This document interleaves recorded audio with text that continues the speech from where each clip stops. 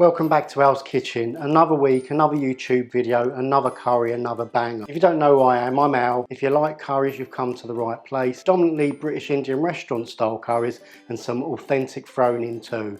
Before I get started, please like and subscribe to the channel and don't forget to press the notification bell so you get to see my videos as soon as they're released. So I was going to do a BIR curry this week, but I thought, you know what, families are really loving the bigger quantities, the one pot solutions to make a lovely beautiful curry without a lot of fuss, preparation and effort. So this week I'm going to be making a nice decadent kofta curry.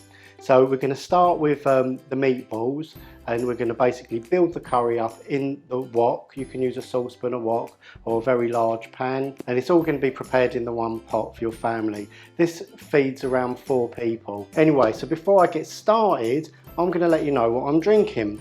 So I bought another keg for my perfect draft machine, and I bought Lowenbrau. It's an absolute beautiful beer. Anyway, it's an absolutely beautiful beer. The only problem with it is it just goes down too easy and you can put on the pounds, so be careful of that. So let's start with the ingredients. Here we have a 1/4 teaspoon of black pepper and a 1/4 teaspoon of cardamom powder. If you haven't got any cardamom powder, you can just throw in 2 or 3 cardamom pods. Just make sure you crack them open so that the seeds inside the pods can really infuse into the curry. Here we have 1/2 teaspoon of chili powder. If you want a hotter curry, use hot chili powder, extra hot. If you want a milder curry, use mild or medium chili powder.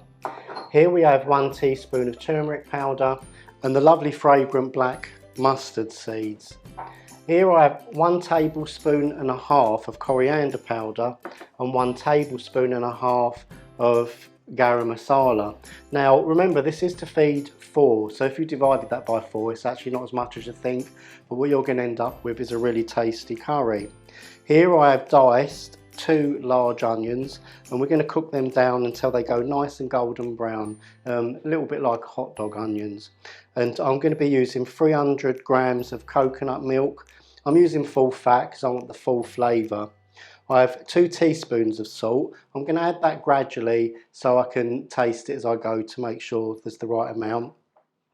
Here I've got 2 green finger chilies chopped and curry leaves. Now curry leaves isn't something I cook with very often, but I managed to find these in a local supermarket near where I live. Now if you can find curry leaves, do use them. They're fresh and fragrant and they really do lift a curry. If you can't find them, don't worry too much, you'll just have to leave them out. Right, as well as the coconut milk, I'm going to be using coconut block. I've got about 100 grams here, and what the coconut block is going to do is going to thicken the gravy up, make it more silky as it melts in. And to finish off that extra luxurious touch, I'm using some low-fat creme fraiche. We're going to be using like 2 large tablespoons of that. Right, for the spices for the meatballs, I'm using chicken mince. Now you can use any mince you like, chicken mince, turkey mince, lamb mince, beef mince, pork mince, they'll all work for you. And it's really simple, it's just a tablespoon of coriander powder, a tablespoon of cumin powder, a teaspoon of salt and 20 grams of finely chopped chives. And all you do is you just get your hands dirty, you just mix it all together, you roll the balls. You might need to wet your hands a little, sometimes the balls get a bit sticky, you can roll them into your hands. And I produced 18 meatballs out of 500 grams of chicken mince. So let's get started. Right, so just put some vegetable oil in the pan, just covering the bottom of the pan. I don't really measure the oil.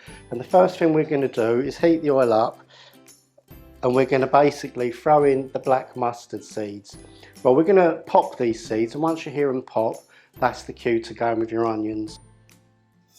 It's funny, I had some trouble getting the black mustard seeds today. Everywhere I went they had the brown ones, but the browns aren't the same as the black ones. The black ones have got more of a flavour, more of a punch to them. Back with some more BIR curries really soon. I've got a little list of ones I want to make, so I haven't forgotten BIR. They're all popping, infusing their flavours into the oil. Well, once we've done that, put the onions in. And we're just going to brown these onions down until they're nice and golden. Okay, so I'm going to throw in 6 curry leaves into the mix. Like I said, if you can't find these, don't worry about it. It's not the end of the world. I mean, already, as soon as I threw them into the oil, I can smell their aroma. So look, these onions are coming along really nice. Again, that nice golden brown. Whoops, I nearly had a blooper. Nearly forgot. A tablespoon of garlic and ginger paste. I'm just using the frozen kind. You can get the blocks in the supermarket now. Or you can just chop some ginger and garlic. Just 3 cloves of garlic and an equal amount of ginger.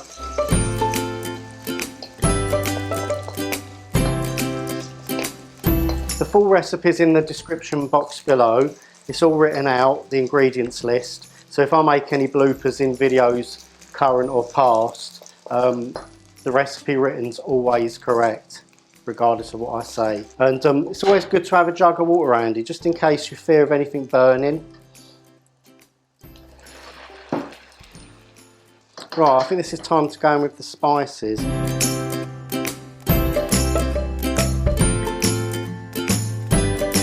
I mean, it smells so nice already. Spices always do though, and I say the same thing every week. So just cook these out for just under a minute. Right, so there's your masala base all ready. Right, now we're going to go in with that coconut milk. Not quite a tin.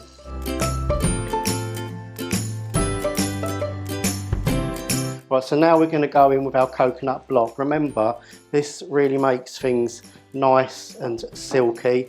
I mean, it melts into the curry anyway, so can just chop it up as you wish.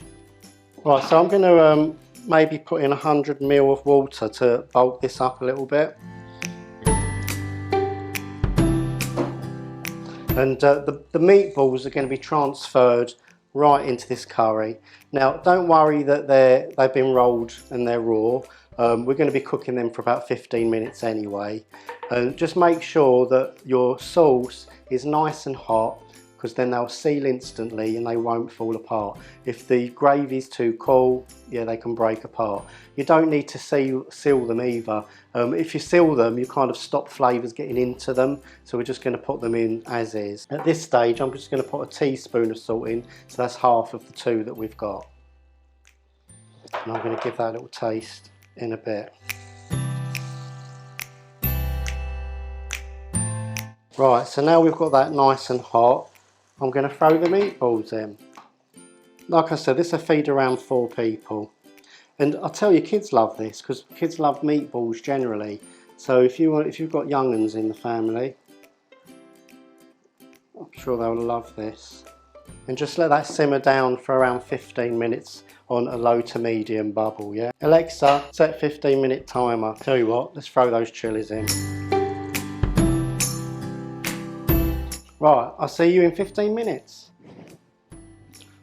Okay, so this little baby's been cooking for around 15 minutes and it is absolutely perfect, just the way I want it.